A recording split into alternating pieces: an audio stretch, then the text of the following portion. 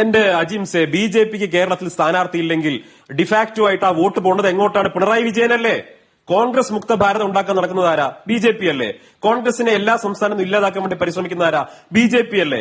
ഇന്ത്യയിൽ RSSുമായി മുഖാമുഖം നിന്ന് പോരാടുന്നതും RSSനെയും ബി ജെ പിയെയും നഖശിഖാന്തം എതിർക്കുന്നതും അവരുമായി നേരിട്ടുള്ള ഫൈറ്റ് നടത്തുന്നതുമായിട്ടുള്ള ഒരേ ഒരു രാഷ്ട്രീയ പാർട്ടി ഇന്ത്യൻ നാഷണൽ കോൺഗ്രസ് അല്ലേ? ഒരേ ഒരു രാഷ്ട്രീയ നേതാവ് അത് ശ്രീ രാഹുൽ ഗാന്ധി അല്ലേ? ഇവിടെ പിണറായി വിജയൻ, ഈ പറയുന്ന ഇരട്ടച്ചെങ്കണ്ടെന്ന് പറയുന്ന പിണറായി വിജയന് ഊരിപ്പിടിച്ച വാളുടെയും ഉയർത്തിപ്പിടിച്ച കത്തിയുടെ നടുക്കൂടെ നടന്നുപോയി എന്ന് പറയുന്ന പിണറായി വിജയൻ ഇപ്പൊ എന്താ കേന്ദ്ര സർക്കാരിനെതിരെ വാക്കുമുണ്ടാത്തത്? ഇഡിയുടെ അന്വേഷണം മാസപ്പടി കേസിൽ വന്ന സമയത്ത് പിണറായി വിജയൻ മാധ്യമങ്ങളുടെ ചോദ്യത്തിന് നൽകിയ മറുപടി എന്താ? കേന്ദ്ര സർക്കാർ വിമർശിക്കാൻ തയ്യാറായോ? കേന്ദ്രത്തിന് വാക്ക് പറയുന്നുണ്ടോ?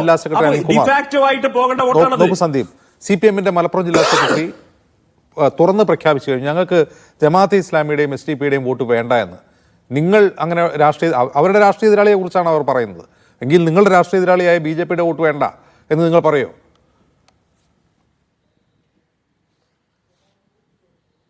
BJPക്കാർ കോൺഗ്രസിന് വോട്ട് ചെയ്യാനേ പോകുന്നില്ല, ഒന്നാമത്തെ കാര്യം. രണ്ടാമത്തെ കാര്യം നിങ്ങൾ ആലോചിച്ച് നോക്കിയേ, BJP ഏറ്റവും വലിയ ശത്രുവായി കാണുന്നത് കോൺഗ്രസിനെയല്ലേ ഈ രാജ്യത്ത്? ഈ രാജ്യത്ത് BJP അധികാരത്തിന് എന്തെങ്കിലും ഇറക്കി വിടാൻ കഴിയുന്ന ഒരു പാർട്ടി ഉണ്ടെങ്കിൽ അതിന്റെ പേര് ഇന്ത്യൻ നാഷണൽ കോൺഗ്രസ് എന്നല്ലേ? ഈ രാജ്യത്തെ പ്രതിപക്ഷ നേതാവിന്റെ പേര് രാഹുൽ ഗാന്ധി എന്നല്ലേ? നിരന്തരമായി BJP വേട്ടയാടുന്നത് ഇന്ത്യൻ നാഷണൽ കോൺഗ്രസിന്റെ നേതാക്കളെയും ഇന്ത്യൻ നാഷണൽ കോൺഗ്രസിനെയല്ലേ? പിന്നെ നിലമ്പൂരിൽ മാത്രമായിട്ട് വ്യത്യസ്തമായിട്ട് അഭിപ്രായം ഉണ്ടോ? ഞങ്ങളെ സംബന്ധിച്ചോളം കൃത്യമായിട്ടുള്ള നിലപാടാണ്. ഞങ്ങളാണ് RSSനെതിരായിട്ടുള്ള BJPക്കെതിരായിട്ടുള്ള പോരാട്ടം, സംഘപരിവാറിനെതിരായിട്ടുള്ള പോരാട്ടം, ഈ രാജ്യത്തെ മതന്യൂനപക്ഷങ്ങൾ അവകാശത്തിന് വേണ്ടിയുള്ള പോരാട്ടം അത് നടത്തുന്ന നേതാവിന്റെ പേര് രാഹുൽ ഗാന്ധി എന്നാണ്. ഇവിടെ CPM കഴിഞ്ഞ ഈ തെരഞ്ഞെടുപ്പ് കഴിഞ്ഞിട്ട് വിജയരാഘവൻ പറഞ്ഞതെന്താ? പ്രിയങ്ക ഗാന്ധിയുടെ ഭൂരിപക്ഷം 60,000 ഭൂരിപക്ഷമാണ് നിലമ്പൂരിലെന്ന് ആലോചിക്കണം. തീവ്രവാദികൾ വോട്ട് ചെയ്തുണ്ടാക്കിയ ഭൂരിപക്ഷം എന്നല്ലേ പറഞ്ഞത്? നിങ്ങൾ പറയും നിലമ്പൂരിലെ വോട്ടർമാർ തീവ്രവാദികളാണോ? നിലമ്പൂരിൽ പ്രിയങ്ക ഗാന്ധിക്ക് 60,000 ഭൂരിപക്ഷം കൊടുത്ത മനുഷ്യരിൽ എല്ലാവരും ഇല്ലേ? CPM-ലെ കുടുംബാംഗങ്ങളില്ലേ? എല്ലാ പാർട്ടിക്കാരും, വിവിധ പാർട്ടികൾ വിശ്വസിക്കുന്നവർ പ്രിയങ്ക ഗാന്ധിക്ക് വോട്ട് ചെയ്തിട്ടില്ലേ?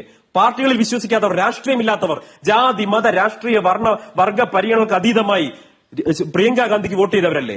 എന്നിട്ട് അവര് മുഴുവൻ തീവ്രവാദികളാണെന്ന് ആക്ഷേപിച്ച ഈ വിജയരാഘവന്റെ പാർട്ടിക്ക് എങ്ങനെയാണ് നിലമ്പൂരിൽ ഇത്തവണ വോട്ട് ചോദിച്ച് പോകാൻ കഴിയുന്നത്? അങ്ങേയറ്റത്തെ വർഗീയമായ വിഷലിപ്തമായിട്ടുള്ള പ്രചരണങ്ങൾ ഈ കഴിഞ്ഞ മാസങ്ങളിൽ യോഗി ആദിത്യനാഥിനെയും അല്ലെങ്കിൽ BJP നേതാക്കളെയും പോലും അവരെ പോലും അതിശയിപ്പിക്കുന്നതിൽ കേരളത്തിൽ വർഗീയ വിഷലിപ്തമായ പ്രചരണം നടത്തിയതാരാ? CPM-ന്റെ നേതാക്കന്മാരല്ലേ? ഈ മലപ്പുറം ജില്ലയിലും കോഴിക്കോടും രാവിലെ വ്യായാമം ചെയ്യാൻ പോകുന്ന ആളുകളിൽ മുസ്ലിങ്ങളുടെ എണ്ണം കൂടുതലുണ്ടെന്ന് പറഞ്ഞ് അവരൊക്കെ തീവ്രവാദികളാണെന്ന്, തീവ്രവാദ പരിശീലനമാണ് എന്ന് പറഞ്ഞതാരാ? ഈ CPM നേതാക്കന്മാരല്ലേ പറഞ്ഞത്? ഇതൊക്കെ നിലമ്പൂരിലെ ജനങ്ങൾ കണ്ടിട്ടുണ്ടെന്നേ. ഇവിടെ CPM BJP അന്തർധാരയുണ്ട് എന്നുള്ളത് പരസ്യമായിട്ടുള്ള കാര്യമല്ലേ?